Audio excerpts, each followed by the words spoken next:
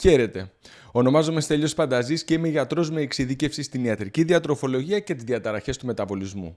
Στο μεγαλύτερο κομμάτι της καθημερινότητάς μου ασχολούμαι με την πρόληψη σημαντικών ιατρικών παθήσεων. Το πρόβλημα της άνοιας επιστρέφει ξανά και ξανά ως ερώτημα στην καθημερινότητά μου. Υπάρχει τρόπος να προληφθεί?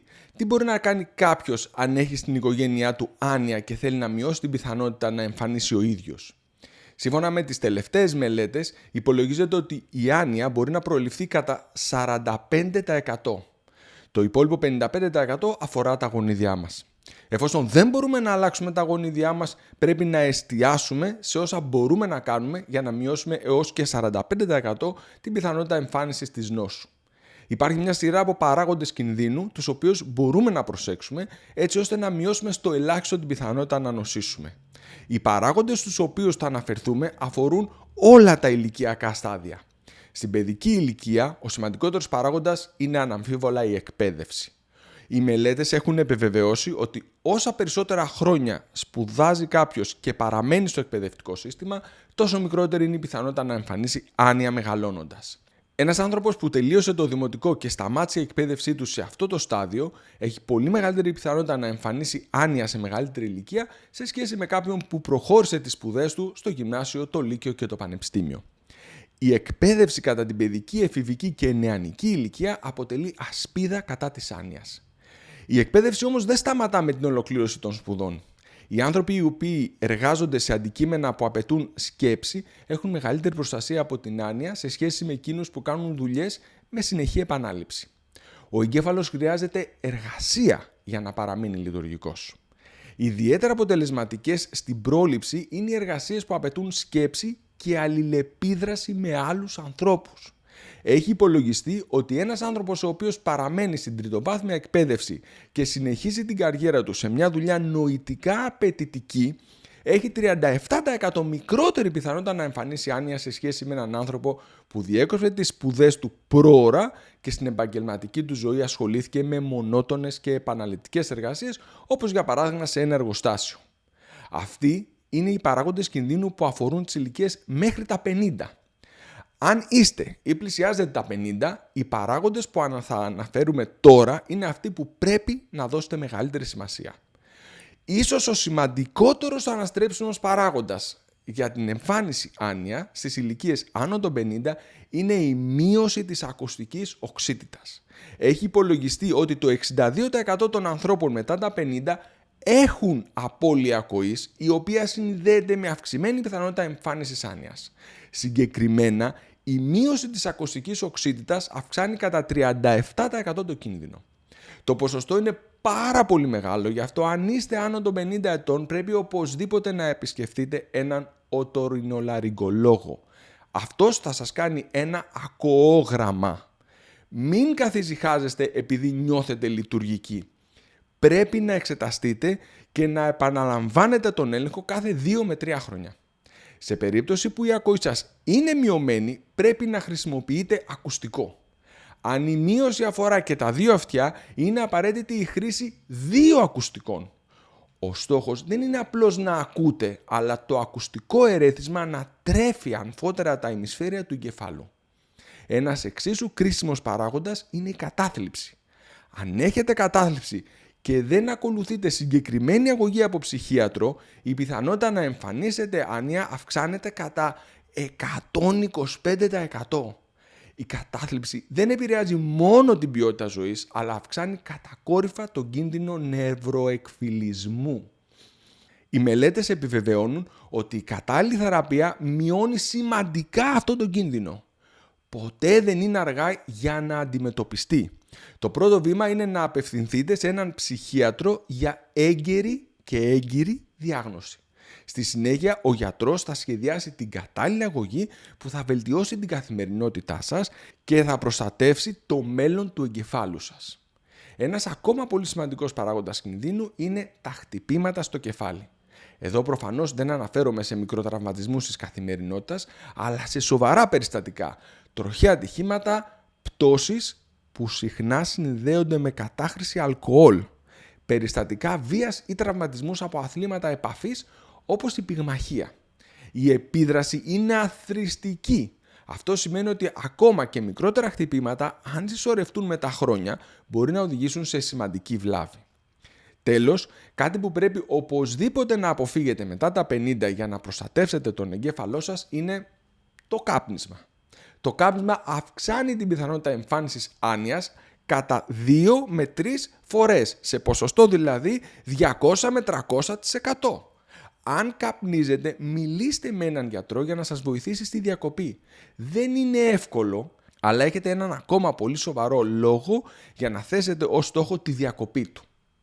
Ένας ακόμα παράγοντας που αν και δεν θεωρείται ο κυριότερος, είναι εξαιρετικά συχνός, είναι η αυξημένη LDL χολυστερίνη. Αν η LDL σας υπερβαίνει το 116, τότε η πιθανότητα εμφάνισης άνοιας αυξάνεται κατά 33%. Ο ιδανικότερος τρόπος για να μειώσετε τη χολυστερίνη σας είναι η βελτίωση της διατροφής. Η διατροφή αποτελεί τον πιο καθοριστικό παράγοντα και μπορεί να φέρει τα επιθυμητά αποτελέσματα στους περισσότερους ανθρώπους. Σε περίπτωση που οι διατροφικές αλλαγές δεν επαρκούν, τότε θα χρειαστεί φαρμακευτική αγωγή. Ωστόσο, επειδή τα φάρμακα μπορεί να έχουν παρενέργειες, ενώ η σωστή διατροφή δεν έχει, πιστεύω ακράδαντα ότι η διατροφική παρέμβαση πρέπει να είναι πάντα η πρώτη μας επιλογή. Η ηλικία των 50 είναι επίσης το ορόσημο για να διασφαλίσουμε ότι η πίεση μας είναι φυσιολογική. Η αρτηριακή υπέρταση οδηγεί σταδιακά στην καταστροφή των αγκίων, γεγονός που συντελεί στην εμφάνιση της άνοιας με το πέρασμα των ετών. Αν λάβετε τα κατάλληλα μέτρα για τη ρύθμιση της πίεσης, ο κίνδυνος μειώνεται σημαντικά. Σύμφωνα με τις πιο πρόσφατες μελέτες, ο σημαντικότερος παράγοντας κινδύνου για την υπέρταση είναι το αυξημένο βάρος. Είναι καλό να γνωρίζετε ότι για κάθε 10 κιλά που χάνετε, η πίεση μειώνεται περίπου κατά μία μονάδα.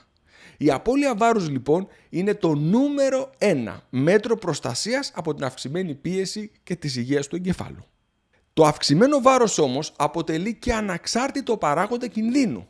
Έχει υπολογιστεί ότι τα άτομα με αυξημένο βάρος έχουν 31% μεγαλύτερη πιθανότητα να εμφανίσουν άνοια ανεξάρτητα από άλλους παράγοντες. Δηλαδή που σημαίνει ότι ακόμα και αν το LDL τους είναι φυσιολογικό, ακόμα και αν δεν έχουν πίεση. Εδώ ο μεγαλύτερος κίνδυνος προέρχεται από το αυξημένο κοιλιακό λίπος. Δεν είναι λοιπόν το συνολικό βάρος το μόνο πρόβλημα, αλλά η συσσόρευση λίπους στην περιοχή της κοιλιάς. Το εντυπωσιακό είναι ότι ακόμα και μελέτες μικρής διάρκειας δείχνουν πως η απώλεια βάρους βελτιώνει άμεσα την νοητική οξύτητα. Με απλά λόγια, χάνοντας κιλά, το μυαλό λειτουργεί καλύτερα. Ο επόμενος τροποποιήσιμος παράγοντας είναι η έλλειψη άσκησης. Τα άτομα που δεν γυμνάζονται διατρέχουν πολύ υψηλότερο κίνδυνο. Η μορφή άσκησης που φαίνεται να προστατεύει περισσότερο είναι η αερόβια. Για να έχουμε ουσιαστική προστασία, θα πρέπει κατά τη διάρκεια της άσκησης οι παλμοί να αυξάνονται σημαντικά. Η ήπια άσκηση που δεν οδηγεί σε αύξηση των καρδιακών παλμών δεν προσφέρει την ίδια προστασία. Είναι σημαντικό η δραστηριότητα να είναι συνεχόμενη, να απαιτεί προσπάθεια και να οδηγεί σε εφίδρωση, να υδρώνεται δηλαδή. Είτε επιλέξετε το γρήγορο βάδιν, είτε το ποδήλατο ή το κολύμπι, η προστατευτική δράση είναι σημαντική αρκεί να δουλέψει η καρδιά σας. Ιδιαίτερο ενδιαφέρον παρουσιάζει και η σχέση της κατανάλωσης αλκοόλ με την πιθανότητα εμφάνισης άνοιας. Η υπερκατανάλωση αυξάνει τον κίνδυνο κατά 18%. Ως υπερκατανάλωση στις ηλικίες άνω των 50 ορίζεται τα περισσότερα από 168 γραμμάρια εθανόλης την εβδομάδα. Για να το κάνουμε πιο πρακτικό, 100 ml κρασιού περιέχουν περίπου 12 γραμμάρια εθανόλης. Άρα η κατανάλωση έως 2 μπουκαλιών κρασιού την εβδομάδα θεωρείται ότι δεν αυξάνει τον κίνδυνο σημαντικά. Αρκεί αυτή να είναι ομοιόμορφα κατανεμημένη μέσα στις μέρες και όχι να γίνεται υπερκατανάλωση σε 1 ή 2 μέρες. Αντίστοιχα για την μπύρα, ένα κουτάκι περιέχει περίπου 16 γραμμάρια εθανόλης. Άρα έως 10 κουτάκια την εβδομάδα είναι ένα αποδεκτό όριο. Αν ανήκετε στην ομάδα που καταναλώνει περισσότερο, είναι απαραίτητο να το μειώσετε. Προχωράμε τώρα σε 3 ακόμα σημαντικούς αναστρέψιμους παράγοντες που αφορούν τις ηλικίες μετά τα 65. Σε αυτό το στάδιο, ο σημαντικότερος παράγοντας κινδύνου είναι ο κοινωνικός αποκλεισμός και η μοναξιά. Οι κοινωνικές αλλαγές των τελευταίων δεκαετιών έχουν οδηγήσει πολλά άτομα της τρίτης ηλικίας στην απομόνωση. Η μειωμένη επαφή με τους συνανθρώπους μας αυξάνει κατακόρυφα την πιθανότητα εμφάνισης άνοιας, με τις μελέτες να δείχνουν αύξηση έως και 57%. Αν έχετε ανθρώπους άνω των 65 ετών στο περιβάλλον σας, κάντε βήματα για να τους συμπεριλάβετε στην καθημερινότητά σας. Αν είστε εσείς σε αυτή την ηλικία, αναζητήστε συναναστροφές. Πάρτε τηλέφωνο τους νεότερους. Όλοι έχουμε ανάγκη τη βοήθεια και την επαφή του άλλου. Ο επόμενος παράγοντας που είναι στο χέρι σας αφορά την οπτική οξύτητα. Ενώ η ακοή παίζει ρόλο από τα 50, η όραση γίνεται εξαιρετικά κρίσιμη μετά τα 65. Η απώλειά της αυξάνει έως και 47% τον κίνδυνο της άνοιας. Προβλήματα όπως ο καταράχτης, η εκφύλιση της οχράς κοιλίδας και η διαβητική αμφιβληστροϊδιοπάθεια πρέπει να αντιμετωπίζονται άμεσα. Κλείνουμε με την ατμοσφαιρική ρύπανση. Η ποιότητα του αέρα επηρεάζει τη λειτουργία του εγκεφάλου σε κάθε ηλικία, αλλά μετά τα 65 η επίδρασή της στην άνοια γίνεται πιο έντονη. Αν ζείτε σε περιοχή με υψηλά μικροσωματίδια, αξίζει να επενδύσετε σε ένα φίλτρο αέρα για το σπίτι. Είναι μια εύκολη και σχετικά οικονομική κίνηση που προστατεύει το νευρικό σας σύστημα. Αυτοί είναι οι κυριότεροι τροποποιήσιμοι παράγοντες κινδύνου. Σίγουρα θα έχετε ακούσει και για άλλους, όπως ο ύπνος, η γυμναστική με αντιστάσεις ή τα μικροπλαστικά. Αν και μπορεί να είναι σημαντικοί, οι μέχρι τώρα μεγάλες μελέτες δεν τους έχουν αναδείξει ως πρωτεύοντες. Αυτό δεν σημαίνει ότι δεν πρέπει να φροντίζετε τον ύπνο σας, αλλά αυτό πρέπει να γίνει αφού πρώτα έχετε ρυθμίσει τα βασικά: την πίεση, το βάρος, την LDL και την αερόβια άσκηση.